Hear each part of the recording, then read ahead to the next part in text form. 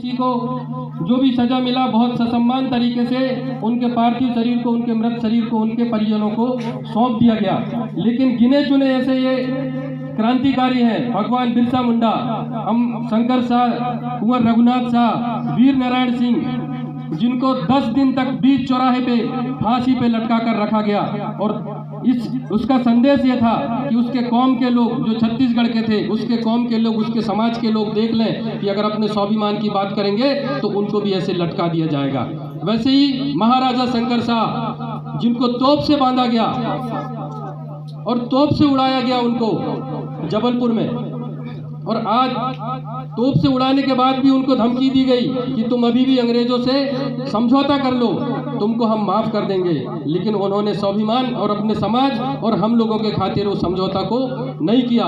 वैसे ही भगवान बिरसा मुंडा, हम सब लोगों ने मृत जानवरों की चमड़ी को छीलते हुए देखा होगा, लेकिन कल्पना कीजिए, सोचिए, अगर हमको थोड़ा सा कहीं कट जाए या कोई घाव लग जाए तो हमको कितना असहनीय दर्द होता है। और इस महामानव को, बिरसा मुंडा को, जीते जी उनकी शरीर से चमड़ी निकाला गया, एक एक नाखूनों को निकाला गया और उनको कहा गया कि तुम अपना उलगुलान, अपनी क्रांति और अंग्रेजों से दुश्मनी लेना बंद कर दो। लेकिन उन्होंने अपनी जल जंगल जमीन की लड़ाई जारी रखी, वो अंग्रेजों के सामने घुटने टेके नहीं, उनसे समझौता उन्होंने नहीं किया।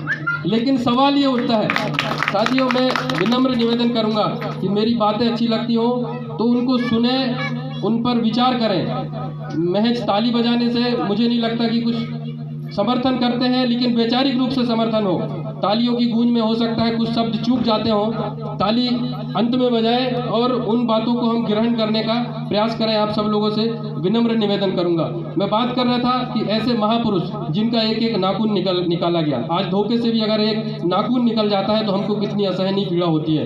एक एक नाखून, पैर के नाखून, हाथ के नाखून काटे गए, निकाले गए, उंगलियां काटी गई, गर्दन काटने की भी धमकी दी गई। लेकिन उन्होंने कहा कि जो उनका नारा था कि मावा नाटे मावा राज, मतलब मेरे गांव में मेरा राज चलेगा, मेरे देश में मेरा राज चलेगा। जो तुम यहाँ से जमीन जो हमारी छीन रहे हो, जो जंगलों को तुम नष्ट कर रहे हो, जो प्राकृतिक संसाधनों को तुम यहाँ से ले जाकर विदेश में उपयोग कर रहे हो, ये मैं यहाँ पर नहीं होने दूंगा। और उनकी लड़ाई उन्होंने जारी रखी।